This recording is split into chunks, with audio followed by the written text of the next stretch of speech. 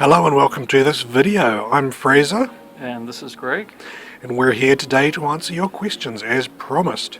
Listen carefully and at the end of the video we will announce the winner of our Ask Us Anything competition.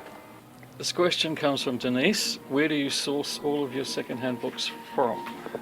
So we get a lot of support from the local community. A lot of the books that come in are from locals who bring them in over the counter and we give them store credit. We also source books from charitable book fairs such as the Salvation Army, Red Cross, Animal Welfare, and occasionally from deceased estate lots.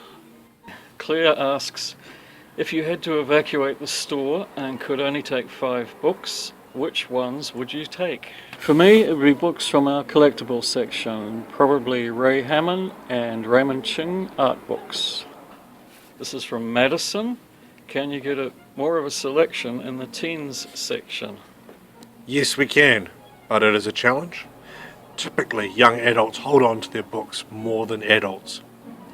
They also all want the same book at the same time.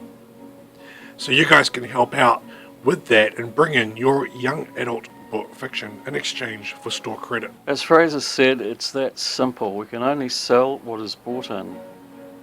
Emma asks, are you able to order in more 10 books for a cheaper price than other retailers such as Whitcoulls Paper Plus? Occasionally we do.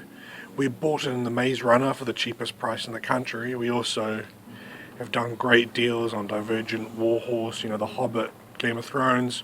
So we get books from the same places as the other stores, and we can't always be cheaper, but we certainly try our best.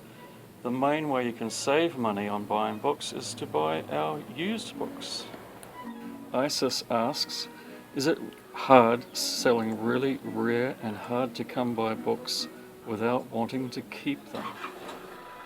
No problem at all. We love getting great collectible books in store and we love selling them to people that really appreciate them.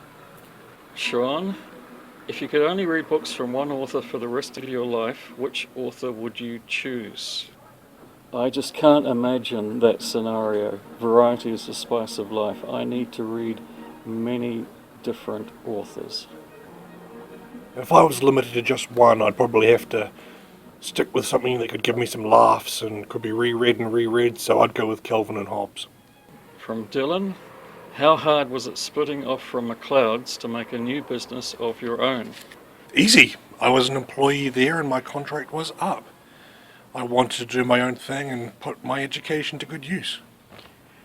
People leave their jobs all the time, and in this case Fraser left McLeod's and joined me in starting a new venture.